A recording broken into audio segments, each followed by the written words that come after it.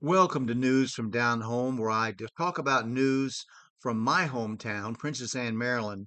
Now, I left there when I was 13, but many of my family, my extended family, still live there, and we have deep roots there. My family moved there from Western Pennsylvania in 1903, and I'm talking about first about things from the Marylander and Herald, which is the newspaper of record at that time, and so we're going to be talking about some events of December 15th, or what's reported for December 1915. Um, and I hope that want to talk about the facts about Princess Anne as presented in the Marylander and Herald in December in 1915. Now, here's some things that are said. Facts about Princess Anne. First, it says it was founded in 1735. Now, that probably means it was named Princess Anne. I believe the name of the town was Menoken before it was changed to Princess Anne. But it's the seat of Somerset County. In 1915, the population was 1,008. I think it was only 1,013 when I was a little boy there back in the 60s.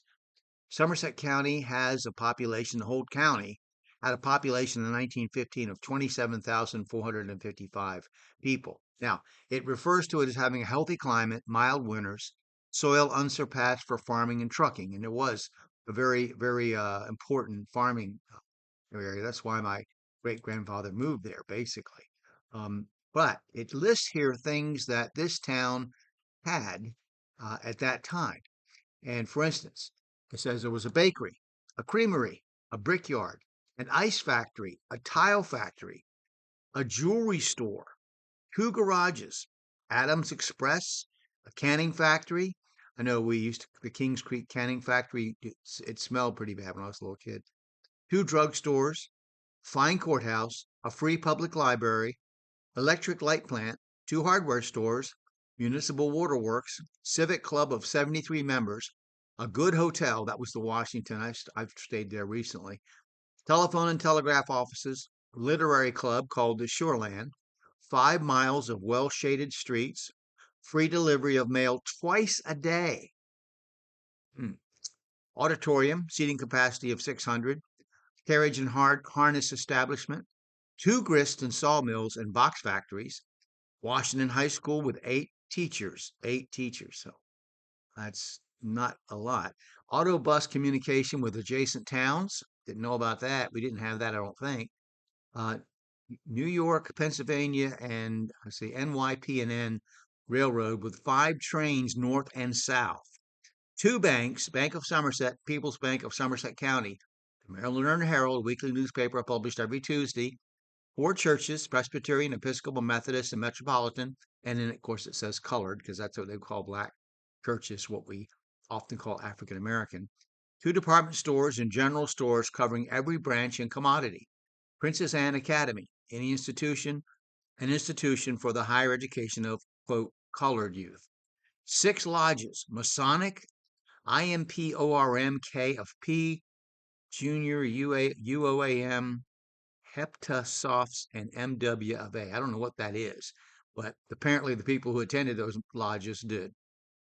And then it says, finally, the citizens of Princess Anne will offer every encouragement and reasonable inducement to manufacturers and others seeking locations for business or residence, and any information required will be cheerfully furnished on application to the Board of Town Commissioners. I just thought that was interesting about the facts that they listed, but they're about what the town had to offer in 1915.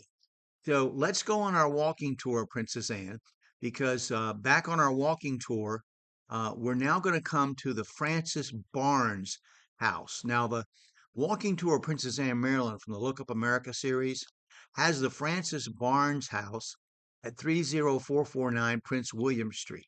Okay. Now, there wasn't much. It says that it was built by that builder that I talked about for the judge's house, Seth D. Venables, who was apparently a very important builder in the 1800s.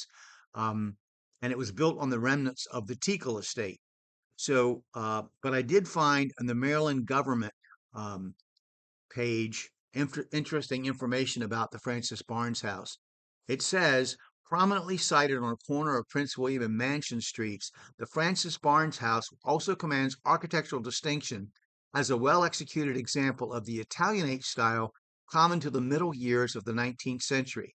The elevated height of the two-story center hall house, along with the decorative bracketed cornices and paneled pilasters, were combined by the builder, Seth D. Venables, in an effort to achieve a bold architectural statement then undeveloped in Princess Anne. So he's credited with building that house and several nearby houses in that identical period features. Um, Now, the Francis Barnes purchased lot number 2 from the Newman estate trustee John Dunn for $330 in December of 1853. That's a lot of money back then. Construction is presumed to have begun shortly afterwards, for Barnes transferred ownership of the house and lot to Albert E. Ackworth 4 years later for $4,000. Made some money there, being the same lot on which the said Barnes erected a dwelling house now occupied by said Ackworth. Now, Francis Barnes bought the house back in April of 1859, only to sell it 7 months later to William H. Gale. Now, Dr. Lewis W. Morris purchased the townhouse in June of 1863 and occupied the dwelling during the second half of the century. Morris had his office in the two-story frame house, now brick sheathed, that stands west of the courthouse. Now, Dr. Morris's heirs transferred ownership to Judge Henry L. D. Stanford in 1896. In June of 1863, and occupied the dwelling during the second half of the 19th century. Morris had his office in the two-story frame house currently used for the Board of Education. Lewis Morris's heirs transferred ownership to Henry L. D. Stanford in 1896. So that is, to me, that was pretty interesting. So I'm going to stop there, and I certainly hope that if you ever in Princess Anne or on the Somerset County or on the eastern shore of Maryland, maybe you're visiting Ocean City, some reason down in that area, or even passing through, that you'll take time to stop by Princess Anne and see this very old historical town with a lot of neat historical stuff in it. And let me know if you know any of these people I mentioned, or you heard anything about them, or you've been to the house, the Barnes house. I'd like to hear what you have to say. Any comments you want to make at all. Thank you.